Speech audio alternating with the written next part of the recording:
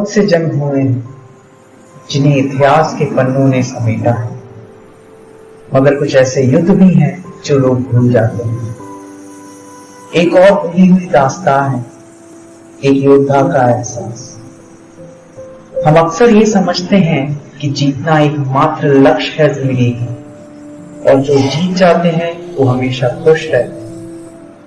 सबकी यही सोच होती है, भला जीतने वालों को किस बात का गम, मगर ये हमेशा सच नहीं होता।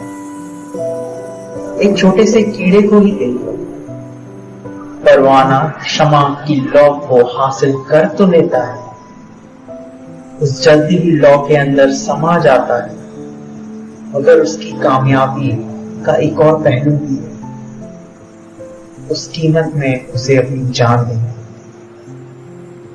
ठीक उसी तरह एक और योद्धा है, एक और परवाना है जो जलती हुई लौ में झुलस चुका है।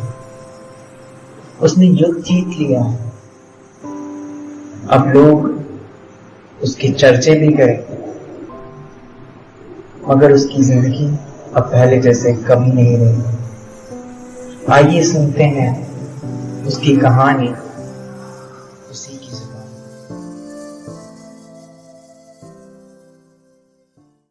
शून्य में बैठा हुआ मैं अक्सर ये खुद से सवाल करता हूं कि वो क्या है जो रह जाएगा, वो क्या है जो चला जाएगा।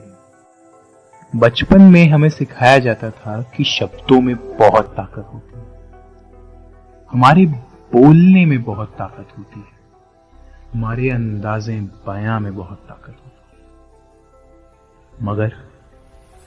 मगर आज इस हो हल्ले ने मुझसे वो ताकत भी छीन ली। आज मेरे पास शब्द नहीं है कि बयां कर सकूं आखिर क्या चल रहा है मेरे भीतर। हम इसे अकेलापन कहें या खुद के साथ बिताया हुआ वक्त। ये अक्सर हमें वो बातें, वो चीजें एहसास करा देता है जो हम रोजमर्रा की जिंदगी में नहीं सोचते। उन चीजों का एहसास नहीं हो पाता हमें। आज अपने चारों ओर सिर्फ तबाही देख लो, सिर्फ तबाही। ढलते हुए सूरज की लालिमा बहुत सादगी से इस जंग के मैदान में गिरे हुए हर एक सिपाही के खून से मिल जाती है। वो जंग का मैदान जिसका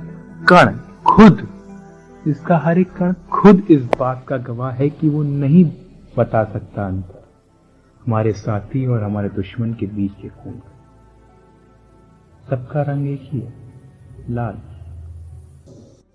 इस मंद सी हवा में बहता हुआ ये विजय पताका बेशक याद दिलाता है मुझे कि मैं बहुत खुशकिस्मत हूं कि इस जंग से निकाला, मगर किस कीमत? अपनों के बगैर, दोस्तों के बिना, उनको याद करते हुए, उनकी बात बोलते हुए भी मेरे ओठ थर्रा रहे हैं। मुझे चाह के भी नहीं हो रही उतनी खुशी जितनी इस जीत की हुई। इस हद तक मैं शून्य में खो चुका हूं कि जंग के खत्म होने का ऐलान अब मुझे कोई फर्क या कुछ अलग एहसास नहीं दे रहा। जीत की खुशी से परे व घर वापसी की खुशी से परे अपने शून्य में खोया हुआ मैं न जाने कब जंगल की ओर चल पड़ा, मुझे खुद नहीं पता चला। जंगल में फैली हुई शांति में अचानक एक धुन कान में पड़ी। वो धुन मेरे शादी की थी। नीलो फैले रेगिस्तान में ये धुन जैसे पानी की बूंद की तरह थी, जो मुझे वक्त में पीछे मेरे शादी के वक्त ले गई। हर तरफ खुशियां बिखेर देने वाली एक शानदार शाही शादी, जिसमें हाथी भी थे और मेरे दोस्त भी। वो दोस्त जो मेरे गम में शोक, मेरे खुशी में जश्न मनाया करते थे। वो दोस्त जो चाहे जैसे भी हालात हो मुझे हंसना सिखाया करते थे। वो वो दोस्त जो अब नहीं लौटेंगे कभी, वो दोस्त जिन्हें खो दिया मैंने आज इस जंग के मैदान में। इन्हीं सब ख्यालों के बीच शून्य में एक सवाल उत्पन्न हो रहा मेरे भीतर कि क्या जंग जीतने वाला भी जश्न मना सकता है? मुझे नहीं दिखता कोई अंतर हारने और जीतने वाले में, बस फर्क इतना है कि विजय पताका में जीतने वाले का बोलबाला होता है, हारने वाले में शोक की लहर। मगर हारते दोनों हैं। वो आखिर कैसी जीत जो अपनों के बिना हो? अपनों के बिना कोई जीत नहीं होती। हारते दोनों हैं तो फिर ये जंग किस लिए? आखिर ये जंग किस लिए? इन सब सवालों के बीच एक चेहरा जो चेहरे पे मुस्कान छोड़ जाता है, वो चेहरा मेरी बीवी का। वो मुस्कान शायद मुस्कान नहीं है, वो एक उम्मीद है। उम्मीद कि आने वाला कल सब सही होगा, कि कल शायद ये एहसास होगा कि जो हो गया है उसमें भी कुछ अच्छा है। मगर एक कम सदैव के लिए रह जाएगा कि अपनों के बिना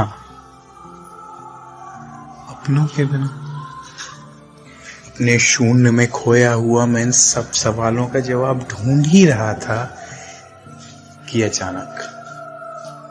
अचानक राजा के कुछ सैनिक संदेशा लेके मुझे ढूंढते हुए वहां पहुंच जाते। संदेशा जो कि बुलावा था राजा के साथ जीत का जश्न मनाने का, मेरी वीरता के लिए मुझे पुरस्कृत करने का। मगर शून्य में खोया हुआ मैं, अपने सवालों को ढूंढता हुआ मैं इन सब से ऊपर उठ चुका था। मुझे नहीं फर्क पड़ रहा था अब इन दुनिया के मोह माया से, इस ठकोसले से कि जीत में खुशी होती है और हार में गम। मैं नहीं हजम कर पा रहा था इस बात को। राजा के द्वारा भेजे गए इस निमंत्रण को अस्वीकार करते हुए मुझे मिले उस पुरस्कार को जरूरतमंद में बांटते हुए, अपने क्षत्रिय जीवन का त्याग करते हुए मैंने एक आखिरी खत लिखा राजा। क्योंकि हार जीत से परे, पुरस्कार से परे मेरे लिए वो सवाल हो गए थे जो मेरे शून्य ने मुझसे पूछे थे कि ये जंग आखिर किस लिए, ये जीत आखिर किस लिए, हार आखिर किस लिए, ये जंग आखिर किस लिए। अपने जीवन के सत्य को स्वीकार करना कोई आसान काम नहीं है। मृत्यु जिंदगी का असल सत्य है और अटल भी, और जिसने इसे बहुत करीब से देखा हो, अपनों को मृत्यु के शून्य में समाता हुआ देखा हो, भला उसे नींद कैसे आए?